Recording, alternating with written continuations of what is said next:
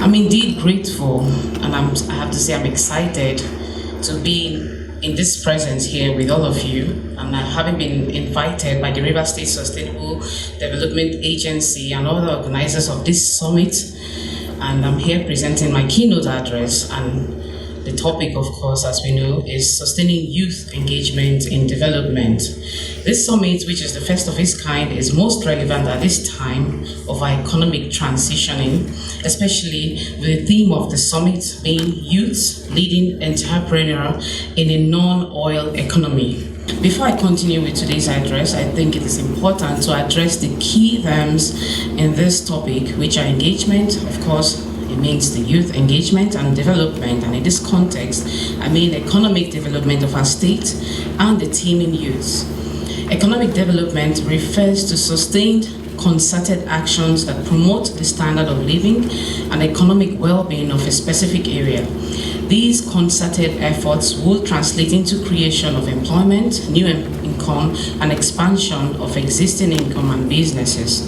Contribution to the gross domestic product, which is also the GDP, and improvement in livelihood and well-being. Permit me to say that these are indicative of economic development or well-being.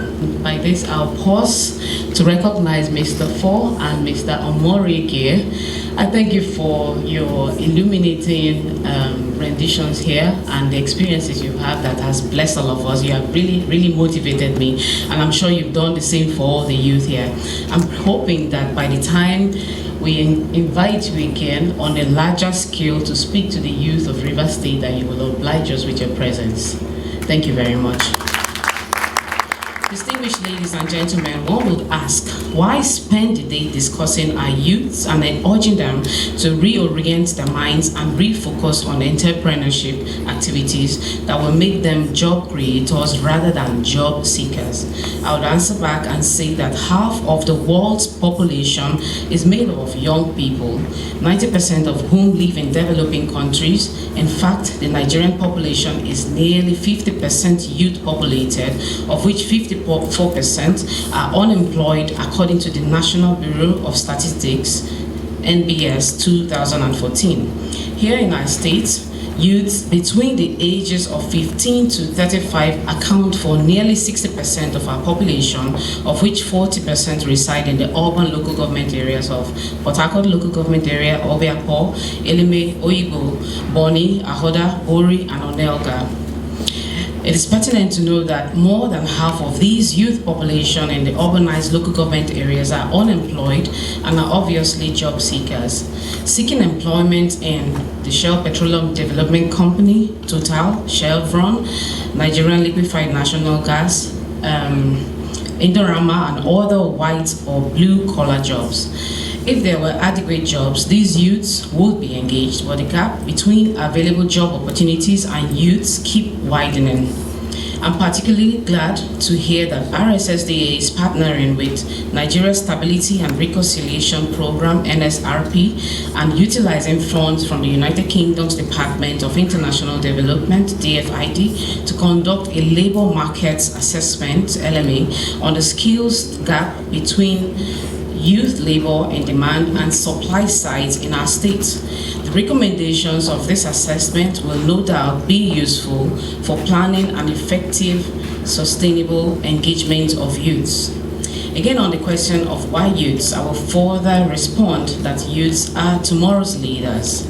They are tomorrow's parents, tomorrow's professionals, and tomorrow's workers, as well as today's assets. Fully supported and given the right opportunities, girls and boys, young women and young men can play different significant roles in lifting themselves, their families, and communities out of poverty. Too often, however, our youth are considered only or mainly as a problem to be contained and a threat to peace and security, which is quite sad. So you can see why it's important and imperative to sustainably engage youth in the development of our society and states. They will engender economic development, create opportunities for employment through their enterprise development in all sectors of the economy, and ensure that peace and security is maintained. At this juncture, let me pause to thank our proud Rivers State son, Mr. Ify Sekibo, the Managing Director of Heritage Bank, for providing necessary information on his bank's effort at supporting entrepreneurship. And this is very much in tune with the theme of this summit. We must begin to engage our youths in entrepreneurship rather than waiting for white or blue collar jobs.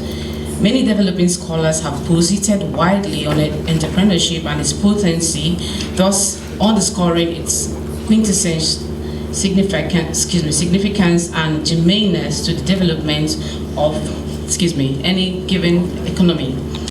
In Europe, Asia, and the Americas in relation to the roles played by entrepreneurship further buttresses the fact that the importance of entrepreneurship cannot be overemphasized, especially among the young people in developing countries. Studies have established this positive relationship with stimulation of economic growth and empowerment of the disadvantaged segments of the population, which includes women and the poor, and also examines the major problems of entrepreneurship and thus proposing some possible measures. Today we are gathered under this marquee to address youth entrepreneurship development and provide information that will reorient our youth and begin to see themselves as job creators through entrepreneurship rather than job seekers. However, the success rate of small and medium enterprises has been very low. Businesses have barely survived, let alone thrive beyond incubation period.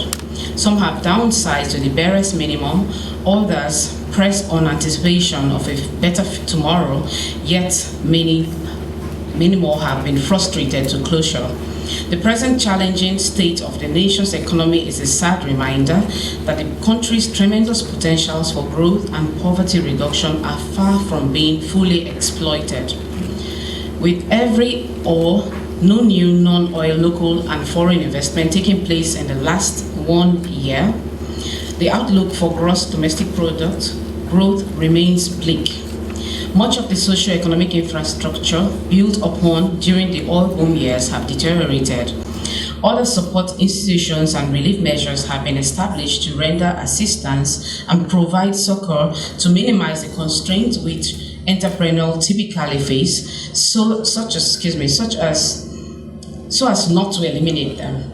The support institutions supported by the state government includes the first River State Microfinance Agency, RIMA, re-empowered and designed to focus on the funding of small and medium enterprises, and even the River State Sustainable Development Agency, RSSDA, to provide this kind of platform for supporting entrepreneurial development among youths.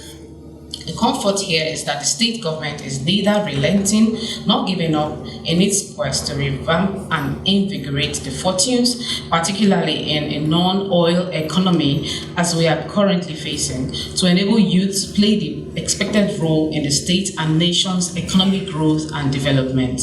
Your Excellency, Chairman for today's occasion, distinguished ladies and gentlemen, another inhibitor for sustainable youth engagement in development vis-a-vis entrepreneurship is the non-visible or unimplementable government policy on youth entrepreneurial development, as we do not have a national policy on entrepreneurship.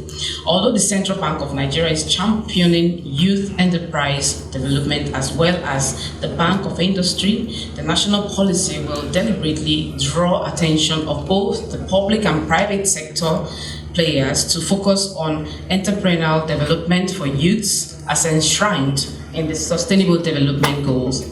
Again, the poor response of financial institutions continues to demotivate young people who want to be entrepreneurs.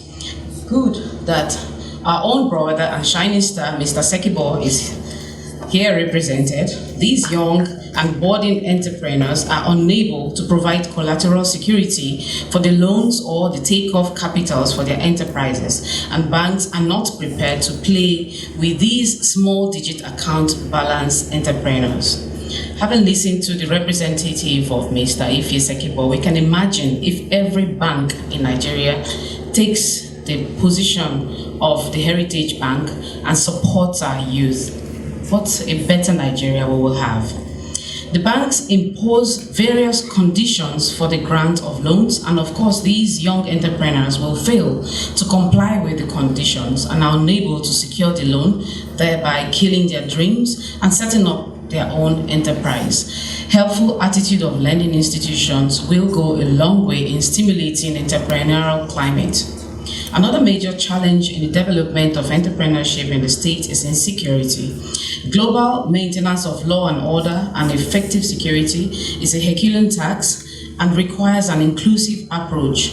What I mean is provision of security through prevention of violent crimes, kidnaps, and robbery as a collective responsibility of the state government as well as everyone in the states. We all have our part to play there. Recent investments in improving security by the government have largely reduced the incidence of kidnaps, violent crimes, and robbery, and there are still room.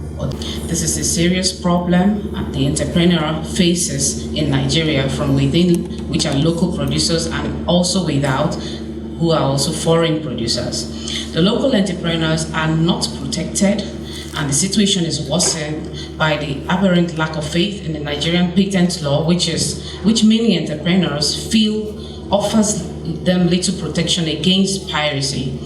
This further is buttressed when you examine the piracy issues around the entertainment industry. At this juncture, it is important for me to mention that the task of engaging our youth for entrepreneurial development is not only for the state government, but the collaboration of partnerships of all stakeholders in the state. Everyone has a role to play. I'm aware of the positive contributions of some private sector organizations here present and which they are making in this direction, and they all have one form of youth engagement or the other for enterprise development, and it behooves on all of us, public and private sector actors, to coordinate and harmonize activities as well as share information so efforts are not duplicated. Distinguished guests and summit participants, I'd like to highlight some of the benefits of young entrepreneurs in the economic development of our state and nation. Development practitioners argue that capital and output growth in an economy depends significantly on the entrepreneur. The quality of performance of the entrepreneur determines whether capital will grow rapidly or slowly, and whether the growth involves innovation where new products and production techniques are developed. Young entrepreneurs have led and will continue to lead economic revolution, which repeatedly improves the standard of living for people everywhere. The contributions of small and medium-scale entrepreneurs in the industrial sector of Nigeria's gross domestic product are valued at about 37%, thereby making it the second largest contributor to the nation's GDP, while non-oil activities contributed for nearly 45% of the nation's GDP. Young entrepreneurs become job creators rather than job seekers. The labor-intensive nature of small businesses enables them to create more jobs than the big businesses. The existence of small-scale businesses in the state will provide job and employment to many citizens. In Colombia, India, Indonesia, Kenya, Tanzania, and Zambia, small and medium-scale enterprises employ more than 50% of the workforce. Similarly, they accounted for 99% of the 11.6 million enterprises created in the European Union. In Nigeria, for instance, small-scale businesses constitute 85% of all firms operating in the economy, and like in most other developing countries, they employ the largest number of workers. A study done by the Federal Office of Statistics showed that over 90% of all businesses in Nigeria employs less than 100 employees, meaning that the sector provides on average 50% of Nigeria's employment and 50% of its industrial output. Another benefit of sustaining engaging youths through entrepreneurship is the mitigation or curbing of rural-urban drift syndrome. The migration of rural dwellers to the cities in search of white-collar jobs has resulted in congestion, high incidence of crimes, and depletion of resources and overutilization of public infrastructure. Inadvertently, this strengthens our naira as we buy the naira to grow the naira, the famous cliche from our common sense senator, our respected Ben Bruce. Your Excellency, our summit participants, distinguished ladies and gentlemen, in closing, I must say that the benefits of engaging our youth for entrepreneurship and leadership cannot be overemphasized. We have seen that entrepreneurship is essential for rapid and sustained economic growth and development. It creates the required manpower and skills necessary for Excellency, who will be joining so as to help engage our youths appropriately for economy revamp and nation building. The state government, under my husband's focused and able leadership, will continue to create an investor-friendly environment and legislate on policies that will encompass stable macroeconomic situation and ensure security and protection of lives and property in the state. The contributions of our dear senior advisor, or special advisor, to the governor on investment and the Executive Director of the Bureau of Public-Private Partnership, Mr. Nemi Jack, is commendable as they try to make our state investor-friendly and ensure that the state ranks favorably well in future World Bank Ease of Doing Business ranking in Nigeria. The educational sector needs to revamp their curriculum to reflect today's enterprise mindset and realities. There is need to transform the mindset of young people to embrace entrepreneurial development and utilization of numerous opportunities that abound for the market. And know that my brothers and sisters at the MDAs, the RSSDA, RIMA, BPP, and Office of the Senior Assistant to the Governor on Investment will take us to our expected heights with regards providing the necessary support for youth entrepreneurship development. Support services that will include coaching, handheld mentoring, monitoring, performance against set indicators, and peer reviews and referencing will aid growth of the state youth entrepreneurial base. Before I end, I would like to thank the Executive Director of the RSSDA again for inviting me here, and also the ladies who are here interpreting, so that those of us who can't hear what we have been hearing will be part of all of this. And of course, I thank the sensational Bamidele for warming up the place. You're indeed sensational. Always good to see you. And I thank you all for listening.